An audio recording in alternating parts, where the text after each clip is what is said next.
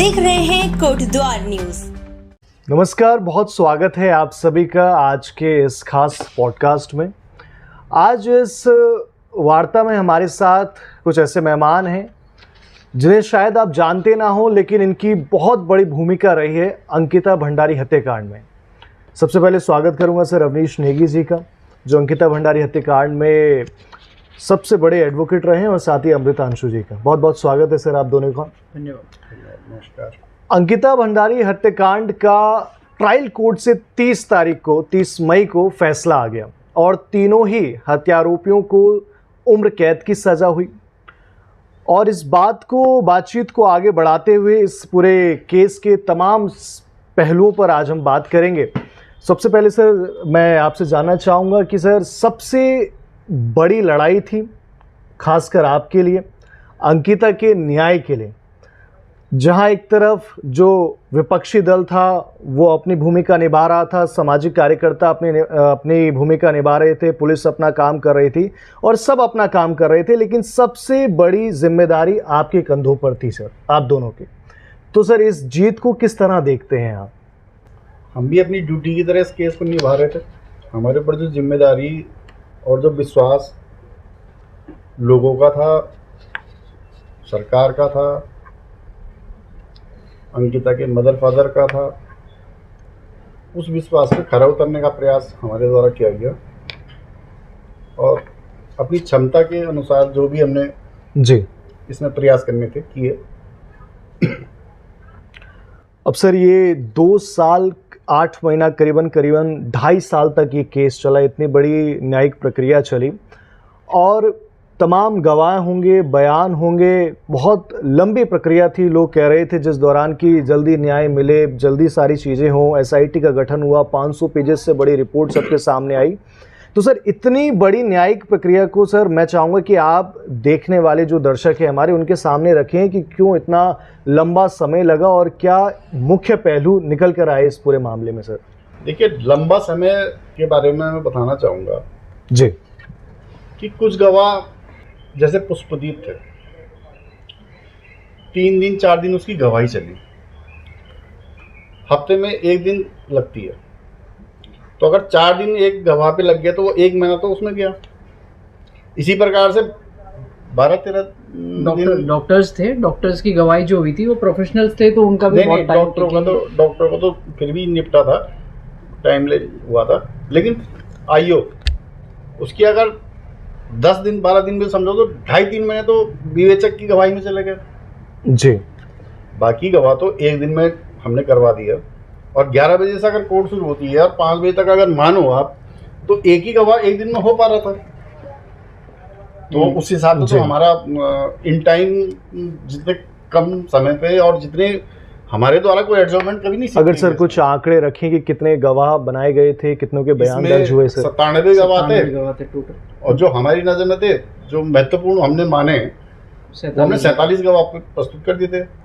SIT द्वारा जो जांच की गई थी इस मामले में, एसआईटी ने जांच के दौरान जितने पहलुओं को छुआ था जी और जितने फैक्ट उसने इकट्ठा किए थे, चाहे वो वीआईपी लोगों का वीआईपी गेस्टों का जो बताया गया था कि गनर वनर के साथ आना, बिल्कुल वो फैक्ट रहा हो, चाहे वहाँ पे रिजॉर्ट का तोड़ना बताया गया हो, चाहे जो घटना से संबंधित जितने भी महत्वपूर्ण तथ्य और पहलू एसआईटी ने इस केस में लाए थे, हमने उन सबको प्रस्तुत किया, किसी भी पहलू को नहीं छोड़ा।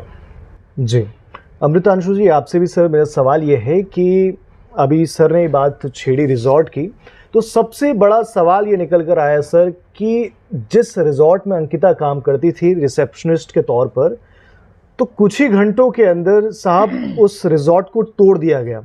लोगों के बीच सवाल ये निकले, वहाँ से आवाज़ ये आई कि साक्ष्य मिटा दिए गए। इसमें कितनी सच्चाई है और कितना ये गलत है, इस पर आप सर अपनी बात रखिए। देखिए, सबसे बड़ी चीज़ ये है कि किसी भी एडवोकेट को, अब चाहे वो प्रोसिक्यूशन हो या वो डिफेंस हो, बेसिकली अब मैं प्रोसिक्यूशन की बात करूँगा क्योंकि मैं प्रोसिक्यूशन को रिप्रेजेंट कर रहा था, भैया को असिस्ट कर रहा था, तो हमें उसी लाइट में काम करना होता है जिसमें इन्वेस्टिगेशन होकर के आई है, उसी को हमें फॉरवर्ड करना होता है। जी। फॉरवर्डिंग का मतलब ये है कि जिस तरीके का साक्ष्य न्यायालय के आगे जो रेलिवेंट है वो ही हम रख सकते हैं। इररेलिवेंट गवाहों का, इररेलिवेंट फैक्ट्स का साक्ष्य अधिनियम में कोई जगह नहीं है, पहली चीज। अब जहां तक बात आप ये कह रहे हैं कि रिजॉर्ट को तोड़ना, और रिजॉर्ट में क्या, रिजॉर्ट में कोई ऐसा साक्ष्य था कि जिसे टेम्पर्ड करा जा सकता था, जो डिस्ट्रॉय हो सकता था? ऐसा कोई साक्ष्य था नहीं वहां पे जिसे टेम्परिंग और जिसका डिस्ट्रॉय होना मैटर से सीधे तौर पर केस से लेना देना नहीं था, फैक्टिंग इशू से उसको कोई लेना देना नहीं था, क्योंकि ऑफेंस जो कमिट हुआ था वो अलग जगह पे हुआ था जी। जहां पे उसे धक्का दे करके नहर में गिराया गया था मृतका को, वो जगह कोई और जगह थी जी। रिजॉर्ट में किसी भी टाइप का कोई ऑफेंस कमिट नहीं हुआ था। 302, 201 मीन्स आप ये लगाइए कि अगर माना मृतिका को एज पर द फैक्ट्स देखे जाए कि अगर उसे धक्का दे करके नहर में गिराया गया था और धक्का देने पर जो ऑफेंस कमिटी हुआ वो 302 का ऑफेंस कमिट हुआ जी। मृतिका की उस धक्के से नहर में गिरने के कारण मृत्यु हो गई।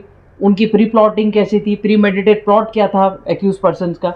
उसके उपरांत जैसे ही धक्का दे करके एक्यूज पर्सन ने प्लॉटिंग शुरू करी तो वहां पे उन्होंने 201 का ऑफेंस कारित करा।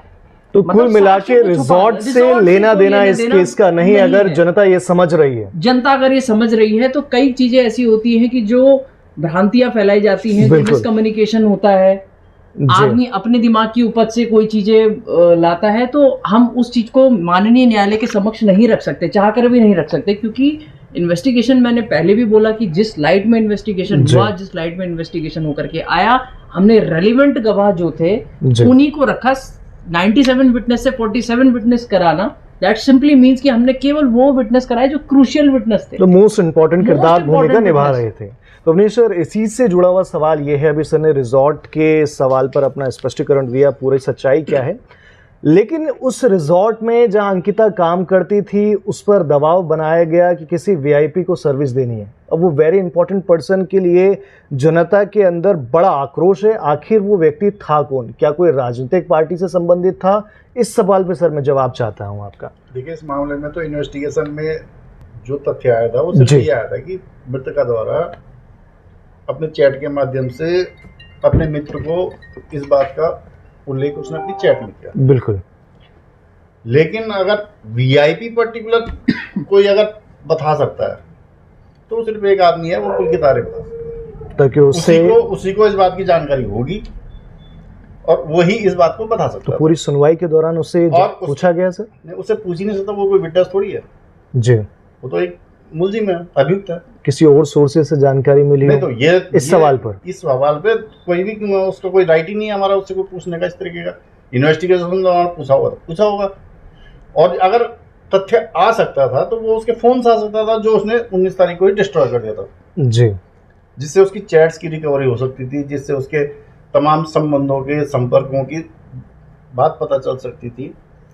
चूंकि उसने उस दिन वो डिस्ट्रॉय कर दिया था तो उसकी चैट भी रिकवरी नहीं हो पाई। उसका फ़ोन, चूंकि उसने 19 तारीख को ही दूसरा सिम निकाला, दूसरा फ़ोन लिया, नया फ़ोन लिया, उस फ़ोन को जब भेजा गया तो उस पर कोई चैट रिकवरी नहीं हो पाई। इसी प्रकार जब मृतका का फ़ोन भी नहीं मिला था घटना के बाद, तो मृतका के डुप्लीकेट को सिम को निकाल कर डुप्लीकेट फ़ोन पर डालकर उसकी चैट रिकवरी करने की कोशिश की गई थी, तो उसकी भी चैट रिकवरी नहीं हो पाई थी। तो इस बात को भली भांति जानता था मुलजिम पुलकित आर्य, इसीलिए उसने अपने फ़ोन को, क्योंकि अगर वो फ़ोन अगर होता तो एक बड़ा एविडेंस होता सर। वो फ़ोन जानबूझकर फेंका गया जिससे ये तमाम तथ्य कभी भी सामने नहीं आ पाए कि आखिर वो व्यक्ति कौन था, क्या था। ये इस मामले में तो ये कभी सुलझ भी नहीं पाएगा, इसका जवाब नहीं है। इसका जवाब फिलहाल इन्वेस्टिगेशन के स्टेज पे भी नहीं आया, और ना बिल्कुल हमारा कोई राइट था उससे इस संबंध में पूछने। अंकिता के माता पिता का सर शुरू से ही ये कहना है, खासकर उनके पिता का, कि अगर मेरी बेटी की मौत हुई है, किसी ने जान ली है, तो मौत के बदले मौत। उम्र कैद की सज़ा मिली, लेकिन जिस तरह से बार बार कहा जा रहा था, जनता कह रही थी, समाज से आवाज़ें आ रही हैं, माता पिता कह रहे हैं कि इसमें उनको फांसी देनी चाहिए, तीनों ही जो दोषी हैं इस मामले में। लेकिन सर फांसी नहीं, उम्र कैद की सज़ा सुनाई गई, साथ में कंपनसेशन की बात करी गई। तो इस पर सर क्या कहेंगे? क्या ये रेयर ऑफ द रेयरेस्ट मामला था कि फांसी मिलनी चाहिए थी, नहीं मिली, तो आखिर क्या कारण था? इस पर सर थोड़ा। देखिए जी। धारा 302 में दो ही प्रकार की सजा है। पहले तो धारा साबित करना 302 को, बिल्कुल। तो 302 की धारा साबित हुई है, जी। तो उसमें उम्र कैद है या फांसी है। अब rare of the rare case ये मान्य न्यायालय द्वारा नहीं माना गया, लेकिन 302 तो साबित हुआ है, बिल्कुल सही। तभी तो उसे उम्र कैद भी है। और उम्र कैद होना कुछ अब वो वाली उम्र कैद नहीं है कि 14 साल में आ उनको जाएगा। कठोर कारावास है, वो कठोर कारावास है, उम्र कैद की सजा भी क्योंकि जैसे हम सुनते थे कि 14 साल जी, में आ जाएंगे, लेकिन अब बिल्कुल। वो नहीं है। अब ताउम्र वो जेल में रहेगा। लाइफ इम्प्रिजमेंट का मतलब लाइफ लाइफ इम्प्रिजमेंट है, हो गया है और जब तक वो ऐसा जीवित कुछ है नहीं तब तक। ये भी एक बड़ी सजा है, सबसे बड़ी जी। सजा IPC में है। सबसे बड़ी सजा, सबसे कठोर सजा यही लाइफ इम्प्रिजमेंट जो है वो आदमी को बहुत तरीके इस से मामले में इम्पैक्ट कोर्ट करती के है। विवेक को हम ये- नहीं चैलेंज कर सकते। बिल्कुल नहीं कर सकते। बिल्कुल ये सही कोर्ट बात। का अपना डिस्क्रिप्शन होता है। बिल्कुल सही बात। जी। यहाँ पे वो कोई भी वकील हाथ पकड़ के कोर्ट का नहीं करवा सकता कि आप फांसी दो। बिल्कुल। ये कोर्ट के डिस्क्रिप्शन है। इस कोर्ट के डिस्क्रिप्शन को हम नहीं कर सकते चैलेंज। जी। तो हम मांग कर सकते जी। हैं और हमने मांग की थी। जी, जो सबसे बड़ी बात है, जितना हम कर सकते थे आप लोग। बिल्कुल। तो अभी सर इसमें 30 तारीख को जब जजमेंट आया इस पूरे मामले में, तो क्या आपके उसके बाद अंकिता के माता पिता से बात हुई है? क्या इसको हाई कोर्ट ले जाने की वो बात कर रहे हैं अपील के माध्यम से, ऐसा कुछ? देखिए वो स्वतंत्र है इस मामले में। इस मामले में वो पक्षकार, मुकदमे के पक्षकार मुकदमे के दोनों दोनों पक्षकार हैं। दोनों वो को भी एक दोनों- संवैधानिक रूप से दोनों को अधिकार है। दोनों को जा सकते हैं, दोनों ऊपर हाई कोर्ट जा सकते हैं। जी, एक अपनी सजा कम कराने के लिए जा सकता है, लेकिन इस मामले में सजा जितनी ज्यादा कठोर हो सकती थी, मैक्सिमम हो सकती थी, वो हो सकी, हो गई है। वो हो गई है। बहुत बहुत धन्यवाद सर आप दोनों का आज बातचीत करने के लिए। नमस्कार।